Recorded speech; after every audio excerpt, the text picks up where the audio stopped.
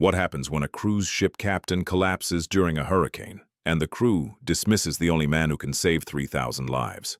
How does an old man in a Hawaiian shirt become a ghost? The Coast Guard salutes. And why did a radio call sign freeze an entire command center? This is the Pacific Crown, a Category 4 hurricane. And the moment a young first mate learned that gray hair means you survived the storms that killed younger sailors.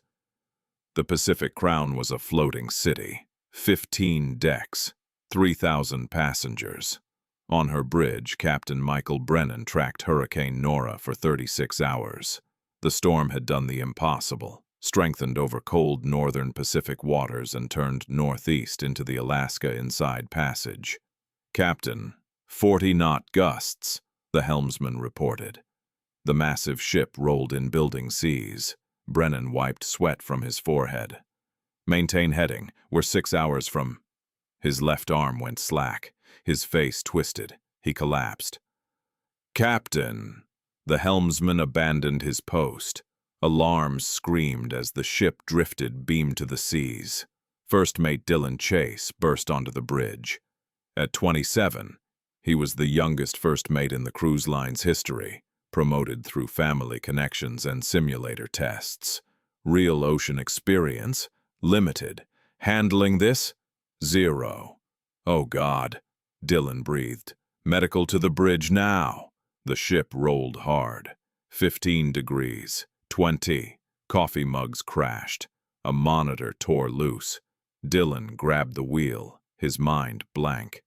The simulator hadn't prepared him for this. For waves this size, motion this violent, 3,000 lives pressing down. 15 decks below, Harold Reeves tied down everything that could move. At 75, he'd spent enough time at sea to recognize the signs. The ship's motion had changed. She was wallowing, taking water broadside.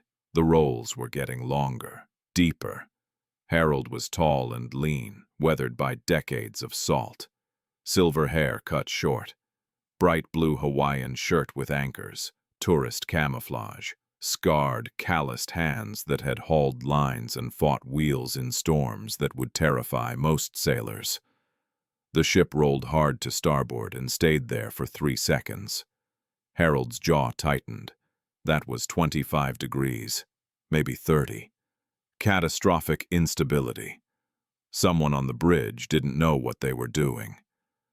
He grabbed a life jacket and headed for the stairs, climbing through the rolling ship as passengers screamed. At the bridge deck, security blocked the door. "Sir, all passengers must return to cabins. I need to speak to whoever's commanding the ship." The ship rolled violently. 40 degrees. The young officer fell. Harold kept his feet, muscle memory compensating. When the ship recovered, he was already through the door. The bridge was chaos. Captain Brennan unconscious, crew attempting CPR. At the helm, Dylan fighting the wheel, face white with terror. Harold took it in with a glance. His eyes went to the bearing indicator, wind gauge, inclinometer, showing another deep roll building. "You're taking beam Cs," Harold said, his voice cutting through chaos with command authority. "You need to come hard to port.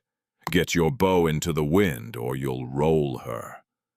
Every head turned to the old man in the Hawaiian shirt. Dylan's face flushed with anger born of fear. "Who the hell are you? Security! Get this passenger off my bridge." "Your name?" Harold asked calmly. "First Mate Dylan Chase, and you need to—" "First Mate Chase, if you don't bring this ship's head into the wind in 2 minutes, the next roll will put you past your stability limits. You'll capsize." Dylan stared, suspended between rage and terrible fear that this old man was right. The ship groaned. Another roll built. "You don't know what you're talking about," Dylan shouted. "This is a modern stabilized vessel. We have ballast control." "Which are useless in beam Cs," Harold interrupted. "Your stabilizers are designed for cruise conditions, not survival storms. Who taught you to take weather on the beam? Get him out! Two officers moved toward Harold. His eyes never left Dylan's. How long have you been a first mate, son? 18 months. And how many real storms have you been through? Dylan's silence was answer enough. The ship rolled. 50 degrees. Plates crashed below. Passengers thrown from bunks. The hull screamed. She came back slower. Much slower. Harold's voice dropped. Your metacentric height is degrading. You're losing stability with every roll. The next one might be the last. Take him to the brig, Dylan ordered, voice cracking. My name is Harold Reeves. I was master of merchant vessels for 45 years. Let me help you save this ship. Or be the first mate who capsized a cruise ship and killed 3,000 people. Dylan froze. Something in the old man's voice penetrated the panic. The ship's communication officer, Sarah Chen, had been listening. 20 years at sea, starting as deckhand. She recognized command when she heard it. Sir, listen to him. We're in serious trouble. Dylan looked at the instruments. The rolling deck. The unconscious captain. His shaking hands. What would you do? Hard to port, Harold said immediately. Full rudder, heading 340. Get your bow into the wind. Reduce speed to bare steerage way and ride it out. That puts us into the hurricane track. Yes, but you'll be bow into wind with sea room. The alternative is rolling over in 5 minutes. Choose. Dylan's hand hovered over controls.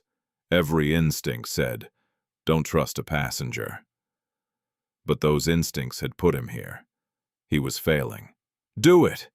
Harold moved to the helm, hands closing over the wheel like greeting an old friend. Everyone brace. He spun hard to port. For 10 terrifying seconds, the turn put them more beam to. The roll reached 55 degrees. People screamed. Equipment crashed. Then the bow came around. The ship's orientation shifted. Instead of taking waves on the side, she took them on her massive bow. The motion changed from rolling to pitching, violent but survivable. Harold throttled back engines to minimum steerage way. The violent motion eased to merely terrifying. There! She'll hold this all day. Dylan collapsed into the captain's chair. Oh, God. Sarah was on the radio. Coast Guard Kodiak. This is Pacific Crown. Medical emergency. Captain incapacitated. Passenger assisting at helm. Request support. Pacific Crown, Kodiak. Passenger at helm. Say again. Sarah looked at Harold. They need to know who you are. Harold hesitated. A lifetime ago. But in crisis, you fall back on who you are. He took the mic. Coast Guard Kodiak. This is Harold Reeves, passenger aboard Pacific Crown. Licensed master mariner. 45 years merchant service. Retired. I've assumed helm due to medical emergency and situation beyond current bridge crew experience. Requesting guidance. Pause. Pacific Crown. Provide additional identification. Harold's jaw tightened. I was master of MV Arctic Hunter, MV Bering Justice, MV Northern Star, MV Polaris. My Coast Guard liaison designation was Sierra Hotel 37. The silence was absolute. 10 full seconds. Sarah stared. Sierra Hotel 37, what's that? Before Harold could answer, the radio exploded. A different voice, older, urgent. Say again, Pacific Crown. Did you say Sierra Hotel 37? Affirmative. Harold Reeves, Sierra Hotel 37. Another pause. Captain Reeves, this is Commander Frank Walsh, Kodiak Sector Command. Sir, stand by. Dylan looked at Sarah. What the hell is Sierra Hotel 37? Sarah typed frantically. It's a designation code. Sierra Hotel means survival, high risk, given to merchant captains who've survived extreme maritime disasters. Multiple times. She pulled up a file. Younger Harold wrapped in survival blanket. Lifted from life raft. Caption. MV Arctic Hunter Master survives 72 hours in Bering Sea after vessel sinking. All crew rescued. Third major casualty, Captain Reeves, has survived. 3. 7 means he's the 37th person ever given that designation, Sarah whispered. They call them ghosts. Captains who should have died but didn't, who brought crews home against impossible odds. Dylan went white. Who is he? The radio crackled. Pacific Crown, Commander Walsh. Captain Reeves, I have authorization from Commandant 17th District. You are hereby granted emergency maritime authority. You have operational command of that vessel. First Mate Chase serves as your subordinate. Do you accept, sir? Harold looked at Dylan's shocked face, at Sarah, at the bridge crew, staring with new eyes. I accept. Captain Reeves, medical helicopter launching 3 hours out. Can you hold station? Affirmative. Bow into wind, minimum steerage way. She'll hold. Understood, sir. Godspeed. Kodiak out. Harold turned to Dylan. First Mate Chase, you're my second. I need you functional. Can you do that? Dylan swallowed. Yes, Captain. For the next 3 hours, Harold commanded with calm efficiency, rotated helm crew, monitored weather, communicated with Coast Guard, helped medical team when helicopter arrived. The ship plowed through hurricane, taking waves over her bow that would have rolled her on beam. Passengers in cabins didn't know they were saved by a man in Hawaiian shirt dismissed as confused tourist hours before. Dawn broke, storm weakened, winds dropped from 120 to 60 knots. Seas still mountainous but no longer life-threatening. Pacific Crown survived. Harold stepped back, legs shaking, hands aching, 75 years old, 14 hours commanding through survival storm. Dylan approached, face drawn. Captain Reeves, I almost killed everyone. Harold looked at him. Saw young man broken and rebuilt. You made mistakes, panicked, but when it counted you listened. That saved us. The radio crackled. Pacific Crown, Coast Guard Cutter Sherman, approaching to escort you to Valdez. Captain Reeves, sir. It's an honor.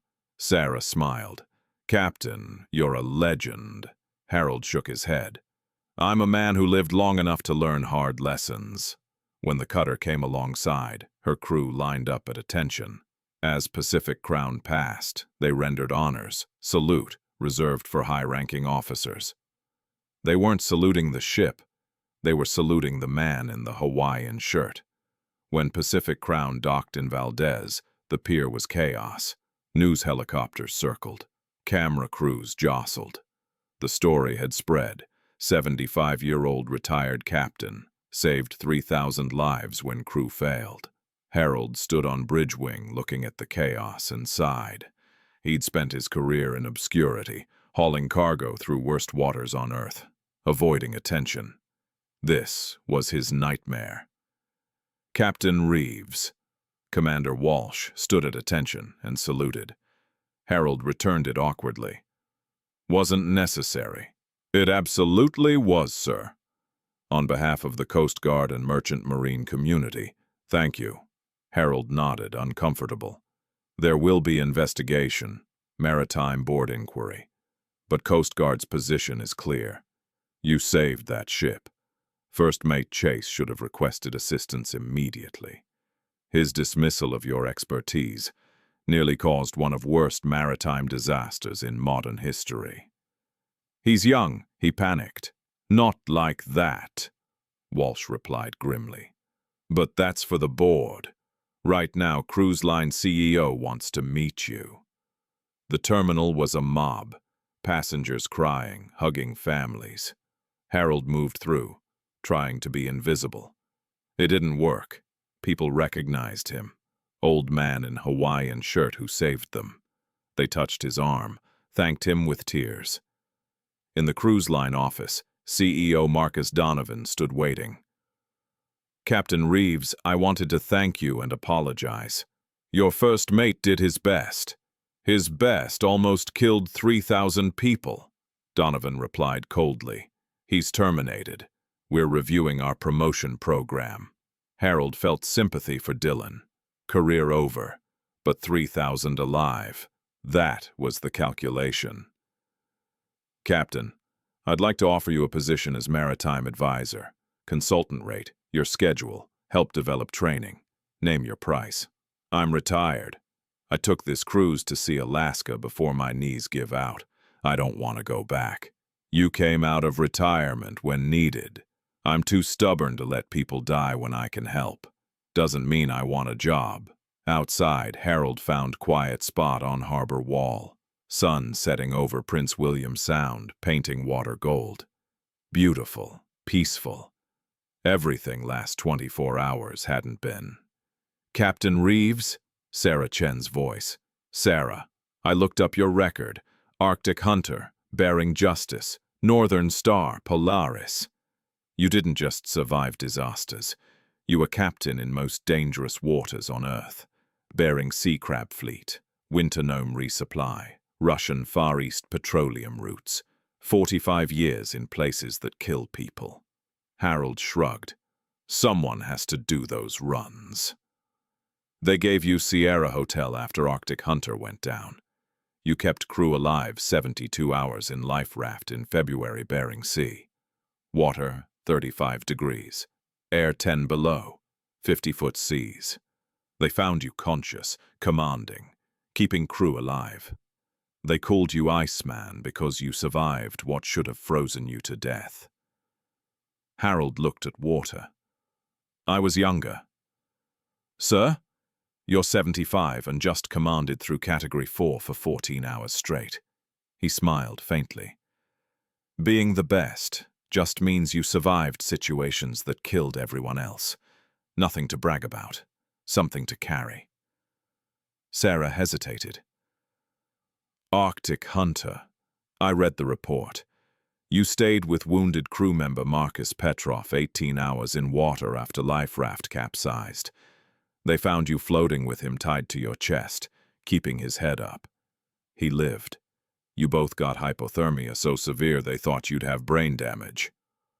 Marcos was 23. Had kid on way. I was captain. My job was get crew home, all of them. They say your heart stopped twice in hospital. Impossible you survived. Harold's smile faded. I died in that water. I was gone, but I came back.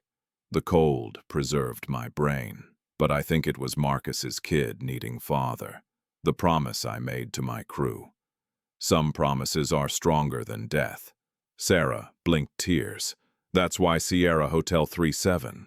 You're a ghost. I'm not a ghost. Just a sailor too stubborn to die. Who couldn't live with himself if he let others die when he could prevent it. 3 months later, maritime board findings were released. Dylan Chase found negligent, stripped of license for 2 years. Captain Brennan retired on medical grounds. Cruise line overhauled promotion system, created mandatory heavy weather training. And they created the Reeves Protocol, requiring junior officers to actively seek assistance from experienced mariners in emergencies, regardless of employment status. Harold returned to quiet retirement in Seattle. Refused every interview, book deal, documentary. He wanted obscurity. But the sea remembers. On a cold February morning, Harold was at Pike Place Market buying salmon when he heard a voice. Captain Reeves, Dylan Chase. The young man looked different, humbler, older despite only months passing. Jeans and jacket, not uniform. New wariness in how he carried himself. Dylan. I wanted to apologize. Not corporate apology I gave the board. Real one. I almost killed 3,000 people because I was too proud and scared to admit I was in over my head. Because I looked at you and saw a confused old man instead of someone who could save us. Harold studied him. What are you doing now? Commercial fishing boat out of Dutch Harbor. Deckhand, bottom of ladder. Learning the sea the way I should have from beginning. Bering Sea, Harold said, impressed. not a place for pride. No, sir. That's why I'm there. Captain's an old-timer, 40 years up there, teaching me everything I did wrong. I'm starting over, the right way. Harold nodded. Good. The sea doesn't care about education or connections. Only if you respect it, and if you're competent. You're learning that. Dylan's eyes shining. Captain, they told me about Arctic Hunter, about ICEMAN. You're a legend, and I treated you like confused passenger. I'll carry that shame forever. Don't carry shame, Harold said firmly. Carry the lesson. You failed, panicked, but in critical moment, you chose to listen. That saved 3,000 lives. That's what you carry. Not failure, the choice after it. Will I ever be good captain? Harold considered him. Saw brokenness, but also something new. Humility, hunger to learn, respect for sea. Maybe, but not for long time, and only if you remember sea is always bigger, always stronger, doesn't care about ego.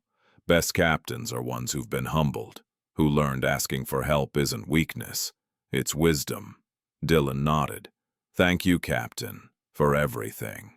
As he walked away, Harold felt something unfamiliar. Hope. The kid might make it. Sea would test him, break him, rebuild him. If he survived, he'd be worth something. Harold bought salmon and headed home. Apartment overlooked Elliott Bay. Container ships coming and going, ferries to Bainbridge, cruise ships heading north. Phone buzzed. Text from Sarah. Captain, Pacific Crown sailing again. New captain, full training program.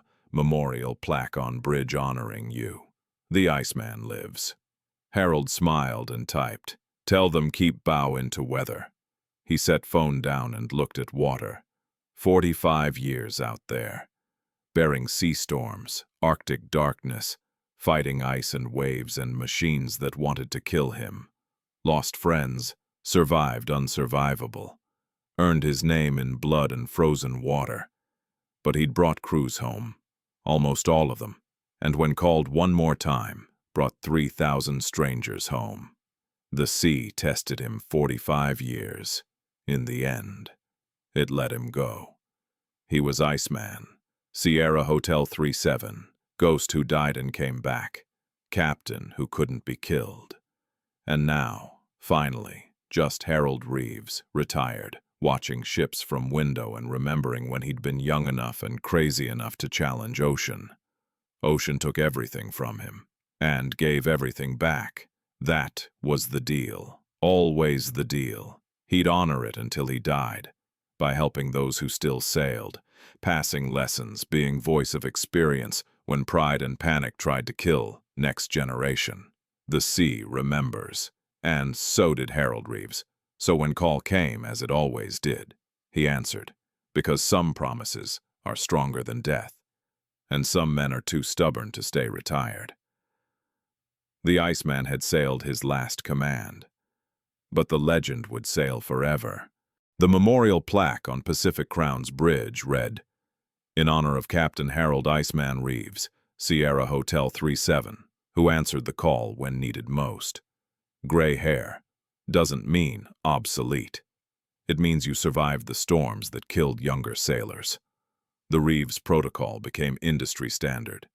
Every maritime academy taught it. Every cruise line implemented it. The lesson was simple but profound. Expertise can come from unexpected places, and dismissing it because of age or appearance can be fatal. Harold's story spread through maritime community like wildfire. Not because he wanted fame, he still refused interviews, but because sailors needed to hear it. Needed to know that the old captains in their midst weren't relics. They were libraries of hard-earned survival knowledge. One evening, Harold received unexpected visitor, Commander Walsh, the Coast Guard officer who'd given him emergency authority. Captain Reeves, I have a request. Coast Guard Academy wants you to speak to graduating class. 1 hour. Share your story, the Arctic Hunter, what you learned. These young officers need to hear from someone like you. Harold started to refuse, then hesitated. He thought about Dylan Chase, working his way up from deckhand in Bering Sea. About Marcus Petrov, alive because Harold had been too stubborn to let him die. About 3,000 passengers who'd gone home to families. 1 hour, he agreed, but I'm not giving them war stories. I'm giving them truth. 6 weeks later, Harold stood before 200 young Coast Guard officers. He wore simple slacks and button-down shirt. No uniform, no medals, just an old sailor. I'm going to tell you something your instructors won't, he began. The ocean doesn't care about your training, doesn't care about your technology. It doesn't care about you at all, it just is. And it will kill you if you don't respect it. He paused, looking at their young, confident faces. I've been at sea 45 years. I've survived 3 major casualties. Lost good people in storms you can't imagine. I earned my name, ICEMAN, because I died in Bering Sea and came back. My heart stopped twice. The ocean had me, and I took myself back through pure stubbornness. He walked to edge of stage. But here's what I learned. Surviving doesn't make you special. It makes you a witness. Your job, if you survive, is to teach the next generation so they don't make the mistakes that got your friends killed. Your job is to be humble enough to keep learning and confident enough to speak up when you see disaster coming. He looked directly at them. 3 months ago, I was on a cruise ship that nearly capsized because a young officer was too proud to admit he was in over his head, too blinded by his own ego to see that help was standing right in front of him in a Hawaiian shirt. His pride almost killed 3,000 people. The room was silent. Don't be that officer. When crisis comes, and it will come, check your ego at door. Take help from wherever it comes. The old deckhand who's been in 50 storms knows more than the young captain who's only been in simulators. The weathered chief who's forgotten more than you'll ever learn is your greatest asset, not your burden. He straightened. Age doesn't mean obsolete. It means tested. It means survived. It means earned. And if you're smart, if you're truly professional, you'll recognize that and use it. Because the ocean will test you. It will find your weakness. And the only thing between you and the bottom is knowledge, skill, and the humility to ask for help. He stepped back. That's all I have to say. Learn. Stay humble. Bring your people home. Always. The applause started slowly, then built to thunder. 200 young officers standing, saluting a man who'd asked for nothing, but had given them the most important lesson of their careers. As Harold left stage, he felt weight lift. He'd done his duty, passed the torch. The sea had let him go, and now he'd ensured the next generation might survive what had killed so many of his. He walked out into Seattle evening, smell of salt water on breeze. Somewhere out there, ships were sailing, storms were building, young sailors were being tested. But now they knew. They'd heard from the ghost, from the Iceman, from Sierra Hotel 37, and maybe, just maybe, a few more of them would come home. That was enough. That was everything. Harold Reeves, master mariner, retired, disappeared into evening crowd. But his legend sailed on, carried by wind and wave and the eternal voice of the sea that remembers all who sail upon it. The Iceman had spoken, and the ocean had listened.